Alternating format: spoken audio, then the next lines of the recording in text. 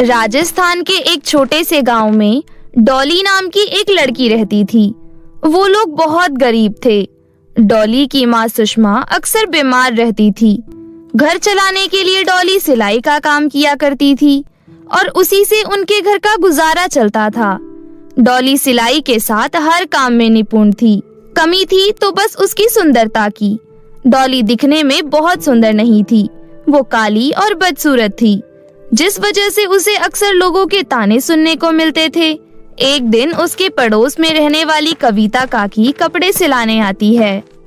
डॉली, ये मेरी बिटिया का लहंगा है, तुम उसका सुंदर सा लहंगा सिल देना, जिसे पहनकर मेरी बिटिया का चांद सा चेहरा और निखर जाए। बेटी के ब्याह की बहुत बहुत शुभकामनाएं काकी। अरे तू कब करेगी ब्याह? तेरे साथ की सभी लड़कियों की शादी हो चुकी है और तेरे साथ की कई लड़कियों के तो बाल बच्चे भी हो चुके हैं।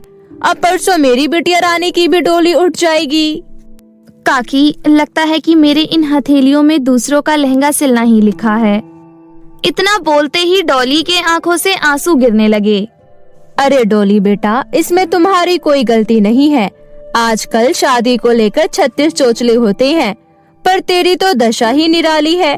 पैदा होते ही बाप मर गया, माँ बेचारी वो भी बीमार रहती है, और तेरा काला पक्का रंग, ऊपर से गरीबी की मार, यही सब तेरे ब्याह के रास्ते में पहाड़ बनकर खड़ी है। अच्छा बेटा, अब मैं चलती हूँ। देखा माँ, सबकी तरह बातों ही बातों में कविता काकी भी मेरे काले रंग पर ताने कसकर चली गई। फिर डॉली लहंगा सिलने में व्यस्त हो जाती है। वाह, कितना अच्छा लहंगा सिला है मैंने। जब तनु इस लाल लहंगे को पहनेगी तो कितनी प्यारी लगेगी। यही सोचकर डॉली उस लहंगे को पहनकर खुद को शीशे में निहार रही थी। तभी लहंगा लेने तनु डॉली के घर आती है और डॉली को लहंगा पहने देख गुस्से से कहती है, अरे ओ काली बंदरिया, तेरी हिम्मत कैसे हुई अपने काले बदन पर मेरे इस लहंगे को पहनने की? तो जैसी गरीब भिखारिन की औकात नहीं है इतना महंगा लहंगा पहनने की। फटे पुराने वाले कपड़े ही तेरी असली औकात है, समझी? अब चल, मेरा लहंगा दे। तन्नू की बातें डॉली के दिल को चीर कर रख देती है। डॉली रोते हुए तन्नू को लहंगा दे देती है और भगवान से शिकायत करते हुए बोलती है, हे दुर्गा माँ, तूने मुझे इतना काला और बदसूरत क्यों बनाया? हर लड़की का एक सपना होता है कि वो एक दिन सज संवर कर डोली में बैठकर अपने राजकुमार के घर जाएगी, पर मेरे इन सारे अरमानों के बीच मेरा ये काला और बदसूरत रूप अड़चन बनकर बैठा है। जिसे देखो हर कोई मेरी बदसूरती का मजाक उड़ाता है। मेरे साथ ही ऐसा क्यों भगवान? मैंने ऐसा कौन सा पाप किया है जिसका फल मुझे अब मिल रहा है? डॉली लगातार रोई जा रही थी।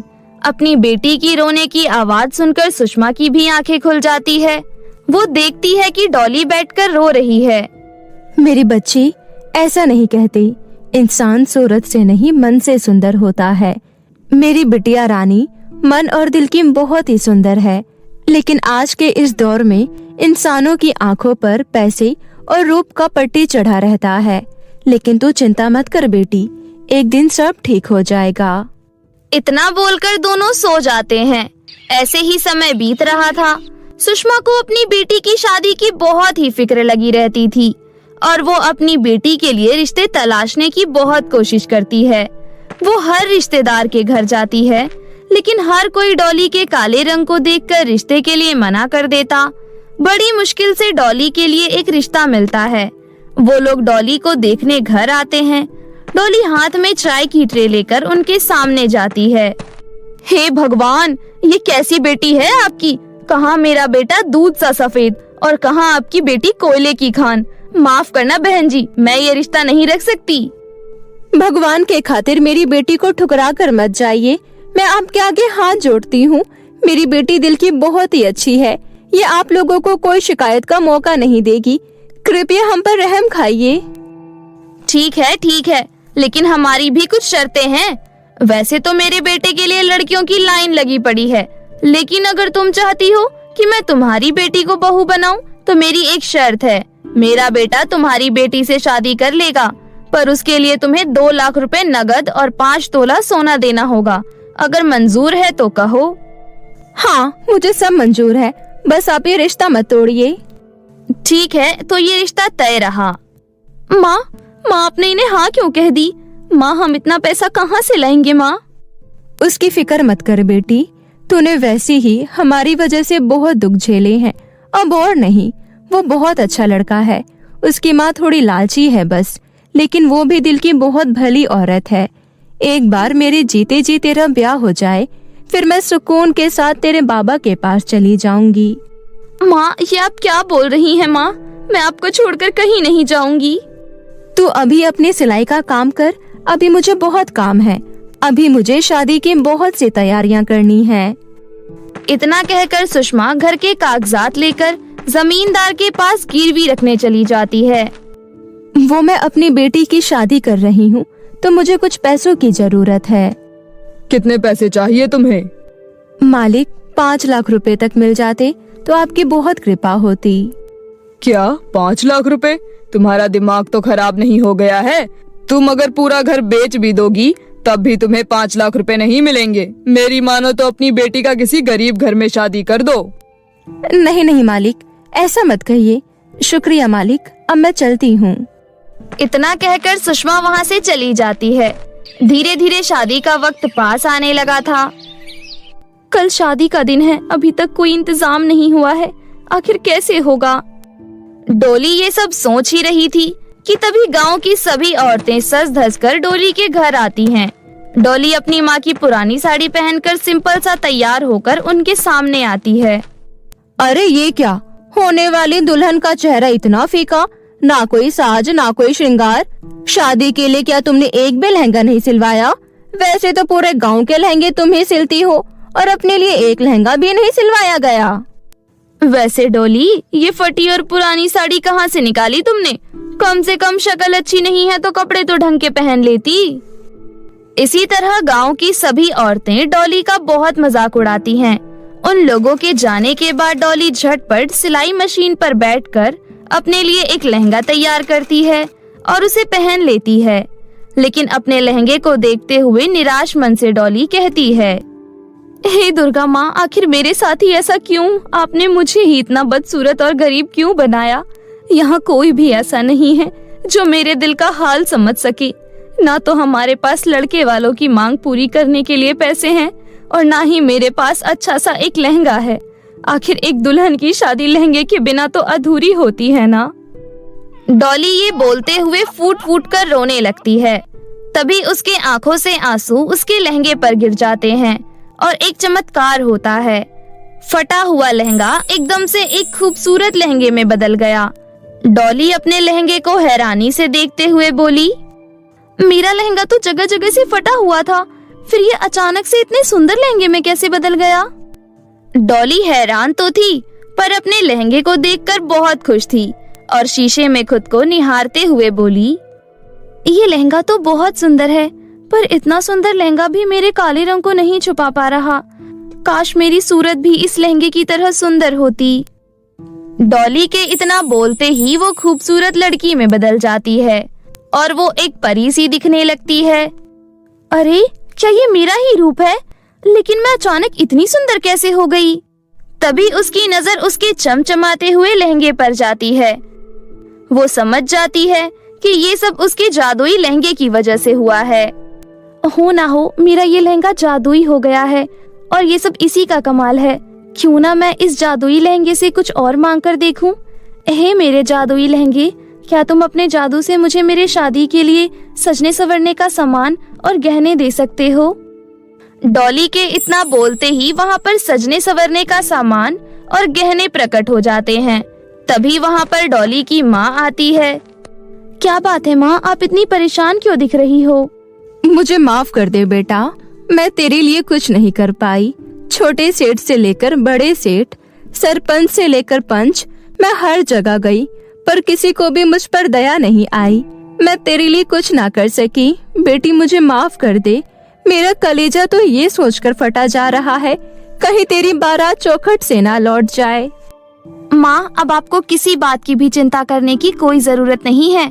बारात आने का समय हो रहा है और अब आप देखती जाओ, उनकी सारी मांगे हम चुटकियों में पूरी कर देंगे। पर कैसे बेटी?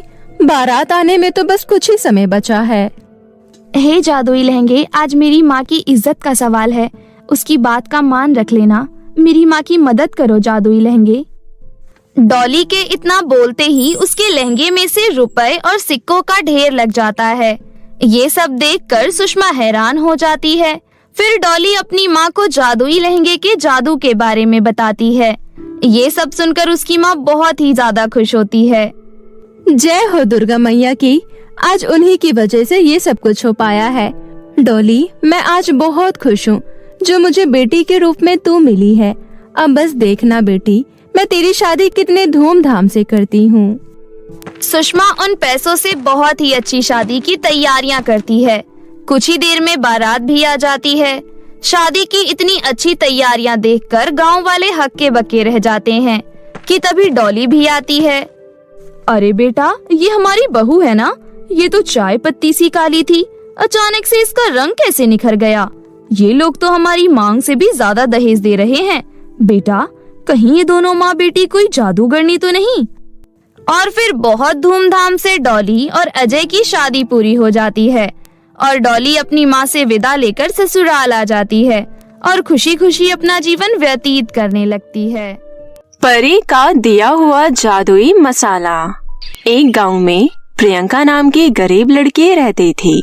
प्रियंका की माँ सरिता देवी की इच्छा थी कि उसकी बेटी खूब पढ़े लिखे, लेकिन वो लोग इतने गरीब थे कि प्रियंका का पढ़ना संभव नहीं हो पाया।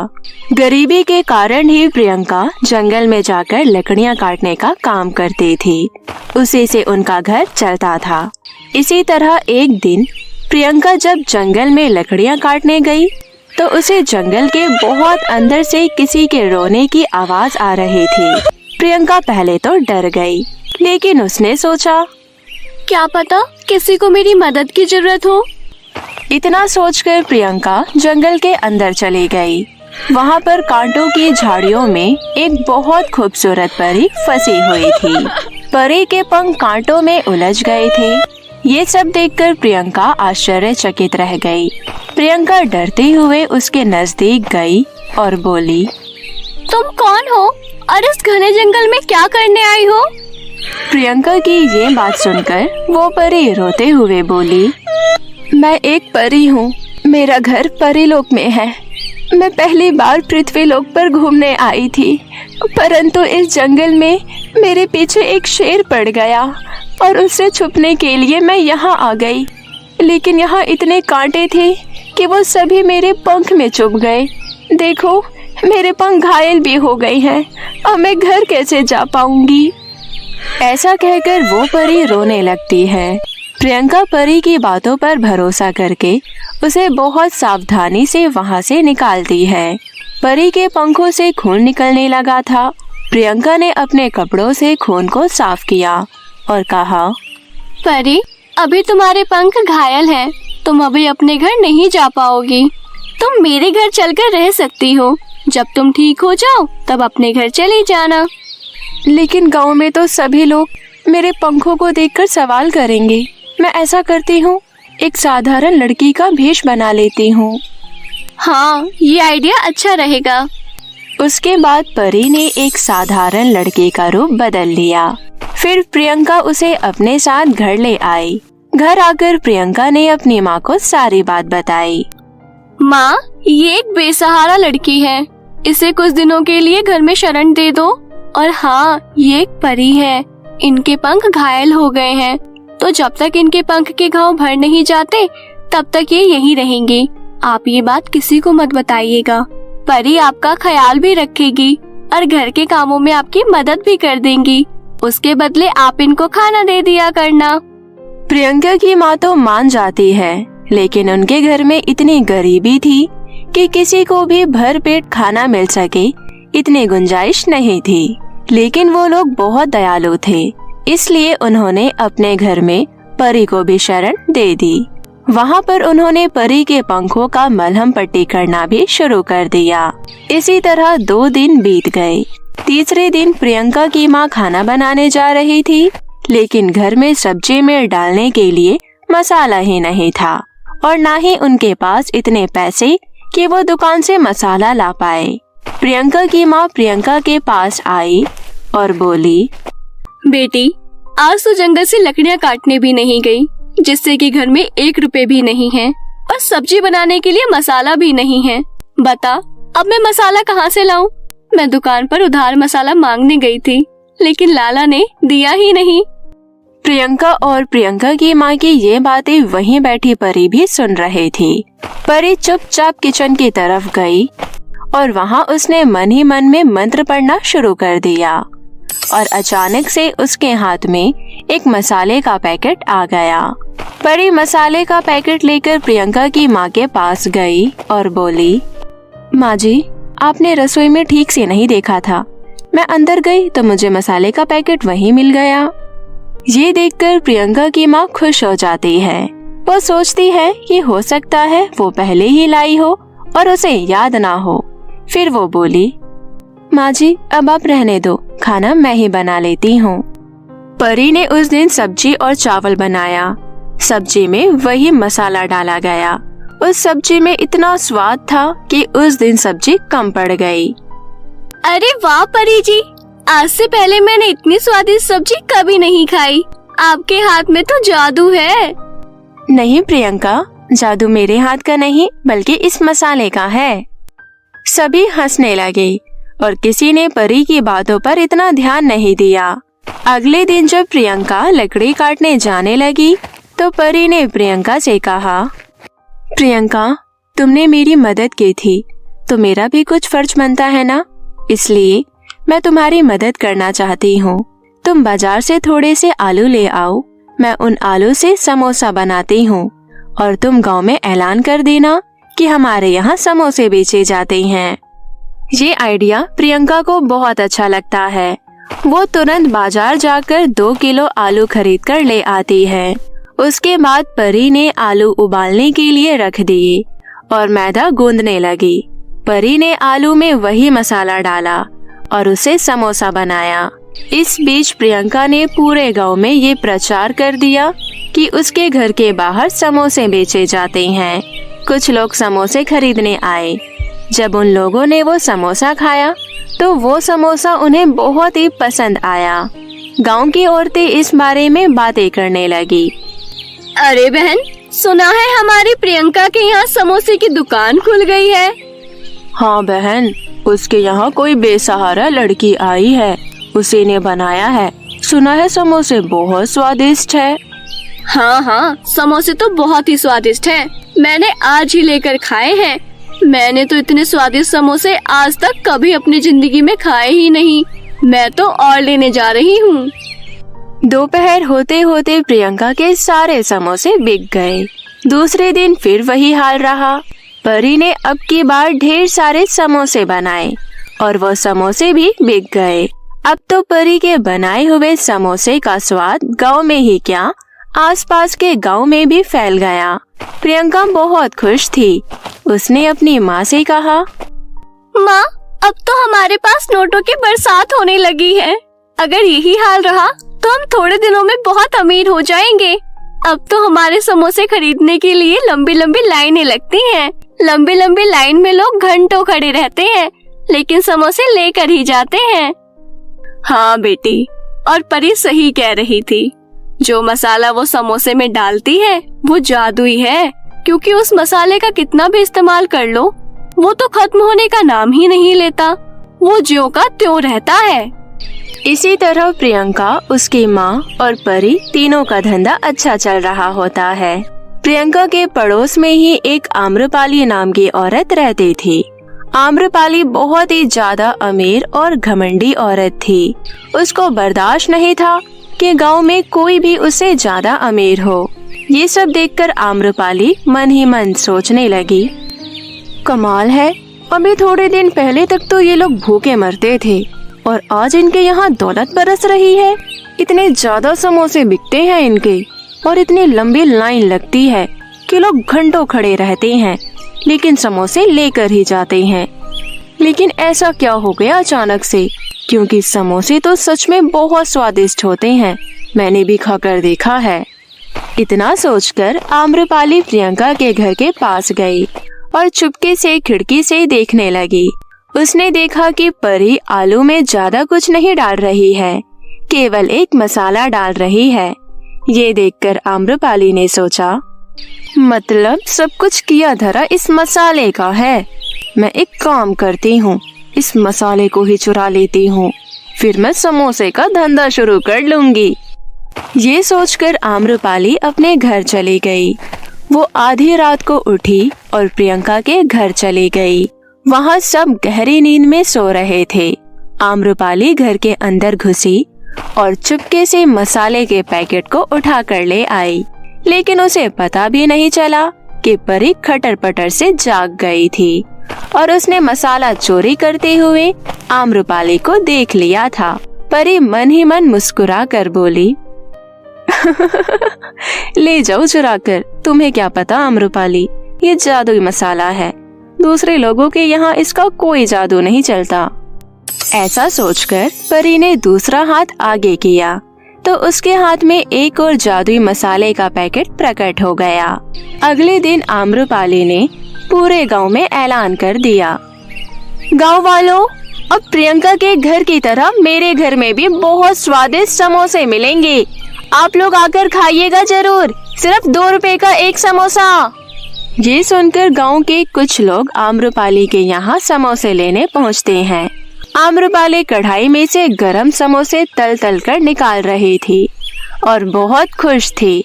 उसके समोसे जैसे ही कुछ लोगों ने चखे, उन्होंने थूकना शुरू कर दिया। क्यों रे आम्रपाली, समोसे का कम दाम करके ग्राहकों को अपनी तरफ आकर्षित करना चाहती है और समोसे में सड़ा हुआ आलू डालती है। अरे तेरे समोसे के आलू सड़े हुए हैं, इससे हम लोग बीमार भी हो सकते हैं। उस आदमी के चिल्लाने की आवाज सुनकर आसपास कुछ लोग इकट्ठा हो जाते हैं। फिर वो आदमी कहता है, अरे गांव वालों, इसके यहाँ से कोई भी समोसा मत खाना। इसके समोसे सस्ते तो जरूर हैं, लेकिन उसमें सड़े हुए आलू हैं, जिसे खाकर हम बहुत ज्यादा बीमार हो सकते हैं। ये आम्रपाली, चल मेरे पैसे लौटा। देती हूँ, आप गुस्सा मत होइए, मैंने भी तो वही जादुई मसाला डाला था, फिर मेरे समोसे स्वादिष्ट क्यों नहीं बने। इतना सोचकर आम्रपाली अपना सर पकड़कर बैठ गई, क्योंकि आम्रपाली पहले ही 1 बोरी आलू और 1 बोरी मैदा खरीद कर ला चुकी थी। सभी लोग भागकर प्रियंका के यहाँ पहुँच गए और वहाँ लाइन लगाकर खड़े हो गए। वहाँ कढ़ाई से गरम गरम समोसे निकाले जा रहे थे और सभी लोग खरीद कर खा रहे थे। 2-3 दिन बाद परी के घाव ठीक हो गए थे। उसने घर भर में सबको समोसे बनाना सिखा दिया और जादुई मसाले का राज भी सबको बता दिया था। अब परी को अपने परीलोक में जाना था। उसने अपना परी का रूप धारण किया और प्रियंका और उसकी माँ से विदा लेकर परीलोक की तरफ उड़ पड़ी। प्रियंका ने भी नम आँखों से परी को विदा किया और समोसे बेचकर अपना जीवन अच्छे से व्यतीत करने लगी। तो मेरे प्यारे दोस्तों, कैसी लगी आपको हमारी ये कहानी? हमें कमेंट करके ज़रूर बताएं और इसे अपने दोस्तों के साथ भी शेयर करें। और हाँ दोस्तों, अगर आपने अब तक हमारे चैनल को सब्सक्राइब नहीं किया है तो जल्दी से नीचे लाल बटन दबाकर अभी कर लें। तो मिलते हैं आपसे फिर किसी नई कहानी के साथ। तब तक के लिए आप अपना ध्यान रखें। धन्यवाद।